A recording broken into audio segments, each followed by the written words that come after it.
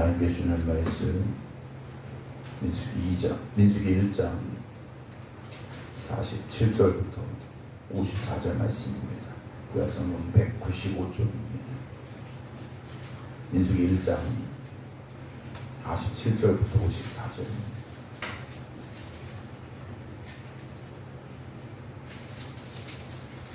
그러나 레위인은 그들의 조상 이집파대로 그 계수에 들지 아니하였으니 이는 여호와께서 모세에게 말씀하여 이르시되 너는 레위 지파만은 계수하지 말며 그들을 이스라엘 자손 계수 중에 넣지 말고 그들에게 증거의 장막과 그 모든 기구와 그 모든 부속품을 관리하게 하라. 그들은 그 성막과 그 모든 기구를 운반하며 거기서 봉사하며 성막 주위에 진을 칠지며 성막을 운반할 때에는 레위인이 그것을 걷고 성막을 세울 때에는 레위인이 그것을 세울 것이요 레위인이 가까이 오면 죽일지며 이스라엘 자손은 막사를 치되 그 진영별로 각각 그 진영과 군기 곁에 칠 것이나 레위인은 증거의 성막 사방에 진을 쳐서 이스라엘 자손의 중에게 진노가 임하지 않게 할 것이라. 레위인은 증거의 성막에 대한 책임을 지킬지니라 하셨음이라. 이스라엘 자손이 그대로 행하되 여호와께서 모세에게 명령하신 대로 행하였더라. 아멘. 할렐루야.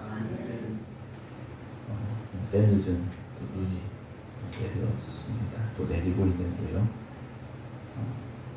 사순절 기간 동안 우리가 깨어 기도하고 또 하나님의 말씀대로 순종하며 사는 길에 또 여러 가지 많은 걸림돌도 있을 것이고 또 많은 도전도 있겠지만 우리 항상 깨어 기도하시고 하나님의 말씀에 순종하며 하나님의 영광을 위해 살아가는 모두가 되기를 주님의 이름으로 축원합니다. 교회는 어쨌든 사람의 조직이 되어졌습니다. 교회는 어떤 조직이 되어졌기 때문에 여러 직분이 생길 수밖에 없습니다. 그리고 생겨야 하죠. 그래서 오늘날의 교회도 목사가 있고 또 장로님들이 계시고 권사님들이 계시고 집사님들도 이렇게 직분이 생겨났습니다. 근데 우리가 이것을 어떤 무게감으로 따지는 경우가 종종 있습니다. 물론 우리 장정에도 따르면 이 교회 몇 명당 이렇게 세울 수 있는 인원이 정해져 있습니다. 그래서 그만큼의 어떤 무게감을 더 느껴야 된다라는 말은 맞습니다. 그러나 그 무게감이 집사님이든 권사님이든 우리 장로님이든 또는 목사든 같은 무게감은 느껴야 된다라는 거죠. 집사라고 그 무게가 덜하고 또 권사라고 조금 더 무겁고 그렇지는 않다라는 겁니다. 집사님이든 권사님이든 장로님이든 또는 목회자든 나에게 주어진 그 사명의 무게를 온전히 고백하며 살아야 된다라는 거죠. 그러니까 다시 말씀을 드리면 장로님들보다 권사님들이 조금 덜 수고하고 헌신해도 되고 또 집사님들이 권사님들보다 조금 덜 수고하고 헌신해도 된다라는 말은 아니라는 겁니다. 달란트의 비율을 다시 기억해보면 5달란트, 2달란트, 1달란트를 받았습니다. 달란트의 양은 다르지만 주인이 원했던 건 무엇입니까? 맡겨진 달란트만큼 최선을 다하라는 겁니다. 그러니까 집사님은 집사님대로, 권사님들은 권사님들대로, 장로님은 장로님들대로 최선을 다하라는 거죠. 그러니까 어느 정도 하고 나는 집사니까 여기까지만, 나는 권사니까 여기까지만, 나머지는 장로님들이 이렇게 생각해서는 안 된다라는 겁니다.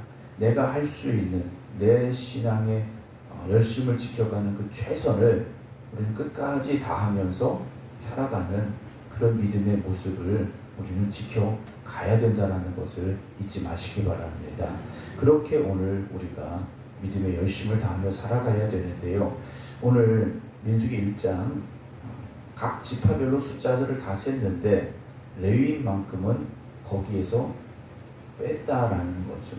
그러니까 레위인은 나중에 땅도 주지 않습니다.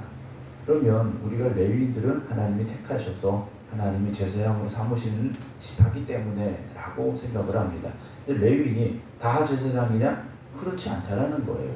성막에서, 나중에 이제 성전에서 각자의 맡은 사명을 그들이 다 감당하는 사람들이었다는 거죠.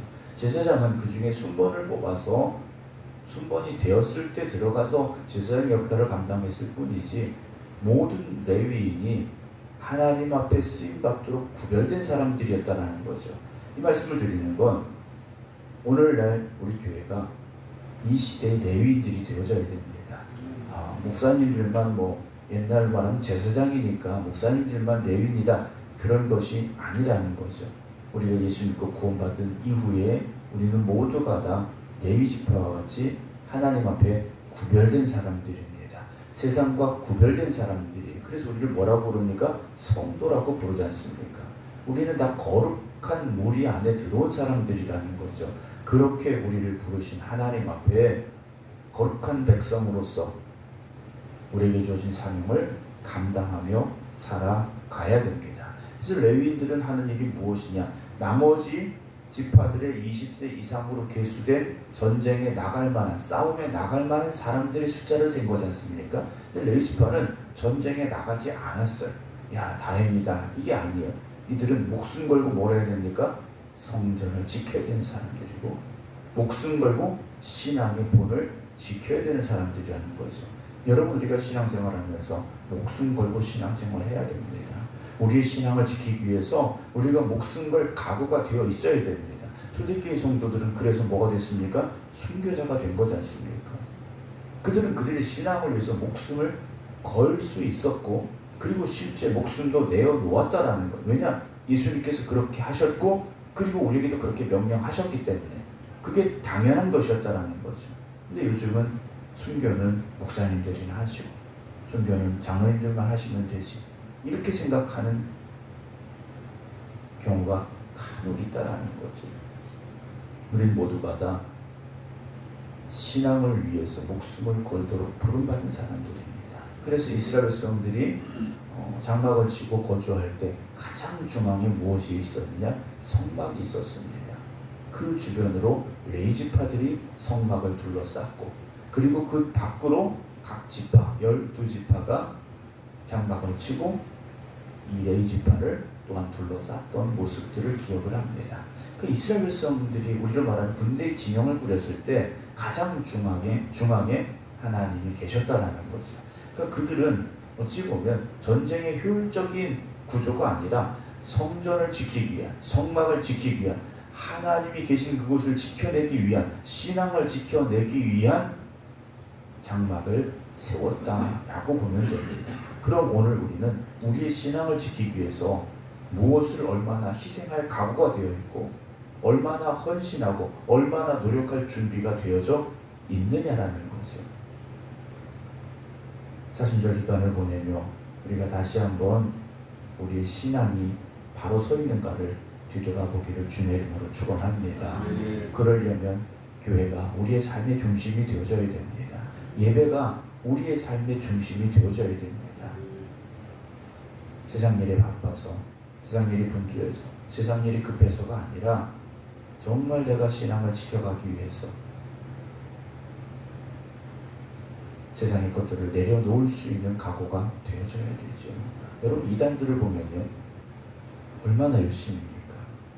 이단들은요, 직장도 가정도 다 여러분 내팽개칠 각오가 되어 있는 사람들이지 않습니까? 잘못된 길을 가는 사람도 그런데 진리의 길을 걸어가는 우리는 어떤가라는 거죠. 진리의 길을 걸어가는 우리가, 길과 진리와 생명의 길 주님께서 우리를 부르셨고 우리를 그 길로 오라고 말씀하셔서 우리가 그 길을 가고 있는데, 오늘 우리의 신앙은 그들보다 못해서는 안 된다는 거죠. 어제 뉴스를 보다 보니까요, 요즘 영국인가요? 유럽 쪽에 신천지가 진출을 해서 난리가 났다고 합니다. 우리가 복음 전하는 일에 얼마나 열심히 가지고 있습니까? 우리가 얼마나 영혼을 살리는 일에 힘쓰고 있습니까? 여러분, 이단들도 그렇게 땅끝까지 이르러서 자기들의 그 교리를 전파하려고 하는데, 우리는 내 주변의 사람들에게 얼마나 우리의 신앙을 보여주고 있고, 또 진리 되신 주님을, 길과 진리와 생명 되신 주님을 우리가 전하고 있는가 하는 거죠. 그리고 이제 지난번에 요한복음 말씀 마치면서 요한복음 21장에서 예수님께서 베드로에게 물으셨지 않습니까? 네가 나를 사랑하느냐 물으셨어요. 그 말 속에 담겨져 있는 가장 중요한 의미는 뭔가? 난 널 그렇게 사랑했는데 넌 날 사랑하느냐 물어보신 거지 않습니까? 베드로야, 나는 십자가에 달려 죽기까지 너를 사랑했는데 너는 지금 나를 사랑하고 있니? 라는 주님의 주님의 질문인데, 오늘 우리는 그 주님의 질문 앞에 주님께서 그렇게 물어보실 때 내가 주님 사랑합니다 라고 말할 수 있느냐 하는 것이죠. 그죠? 말로는 얼마든지 우리가 주님 사랑합니다 100번 1000번 할 수 있겠죠. 그러나 그것이 우리의 삶을 통해서 얼마나 보여지고 있느냐라는 겁니다.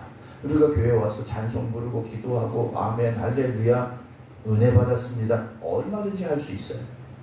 그러나 막상 세상에 나아가서도 그 신앙으로 살고 있느냐라는 거죠. 레위 지파는 그 신앙의 순수함을 지켜가도록 부름받은 사람들이었습니다. 오늘 우리가 주님 말씀하셨죠. 너희는 세상의 빛과 소금이라고 하셨어요. 우리가 세상에 나가서 빛이 되어줘야 되고 소금의 사명을 감당해야 됩니다. 세상은 절대 거룩하지 않습니다. 거룩하지 않은 세상 속에 거룩함이 무엇인가를 보여주어야 됩니다. 세상은 생명의 길을 가지 않습니다. 그런 그곳에 생명의 길이 어디 있는가를 우리가 보여주어야 한다라는 것이죠. 오늘 이 시대의 교회가 세상의 빛이 되어져야 되고 그 교회 안에 있는 우리 모두가 또한 교회지 않습니까? 우리가 세상에 나아가서 그 빛이 되어지시기 바랍니다. 소금이 되어지시기 바랍니다. 교회가 세상의 희망이 되어져야 되지 않습니까? 사순절 기간 우리가 정말 다시 한번 우리의 신앙을 온전히 지켜가면서 세상에 나아가 빛이 되고 소금이 될 수 있는 그 사명을 감당하시기 바랍니다. 그래서 마지막 53절 보게 되면 이렇게 돼 있어요. 레위인은 증거의 성막에 대한 책임을 지켜라 그러셨어요. 하나님의 성막에 대한 책임을 지켜야 된다 그랬습니다. 여러분, 우리에게 주어진 책임입니다. 우리에게 주어진 사명입니다. 장로님들, 박사님들, 집사님들, 또는 직분 아직 받지 못한 분이라 할지라도 우리가 그 책임을 지켜야 될 사람들이라는 걸 잊지 마시기 바랍니다. 54절 보면 이스라엘 자손이 그대로 행하되 여호와께서 모세에게 명령하신 대로 행하였더라 그랬어요. 신앙생활 지난번에 말씀드렸지 않습니까? 어려울 필요가 없어요. 그대로 하면 되는데 여기에 내 생각이 들어가게 되고 내 판단이 들어가게 되고 내 처지가 들어가게 되고 내 기분이 들어가게 되고 그렇게 되면 신앙생활이 어려워질 수밖에 없습니다. 그저 하나님만 바라보고 하나님 말씀에 내가 순종하겠습니다. 우리가 그렇게만 신앙생활하면 된다라는 거죠. 주님께서도 그러셨지 않습니까? 내 생각에는 십자가를 지지 않는 게 맞아요. 그런데 내 생각이 아니지 않습니까? 하나님의 뜻대로, 아버지의 뜻대로 주님께서 그렇게 기도하시고 순종하셨습니다. 오늘 이스라엘 백성들도 그렇게 행하였더라 라고 되어 있습니다. 다시 한번 말씀드립니다. 오늘 우리가 받은 그 사명의 책임을 지켜가시고 하나님 말씀에 그대로 순종하며 나아갈 수 있는 오늘 하루가 되시기를 주님의 이름으로 축원합니다. 기도하겠습니다. 우리를 부르셔서 하나님의 귀한 일꾼들 삼아주시니 감사합니다. 부르신 이 자리에서 우리에게 주신 사명이 무엇인가를 깨닫게 하시고 그 사명의 책임을 다할 수 있는 저희들 되게 하여 주시옵소서.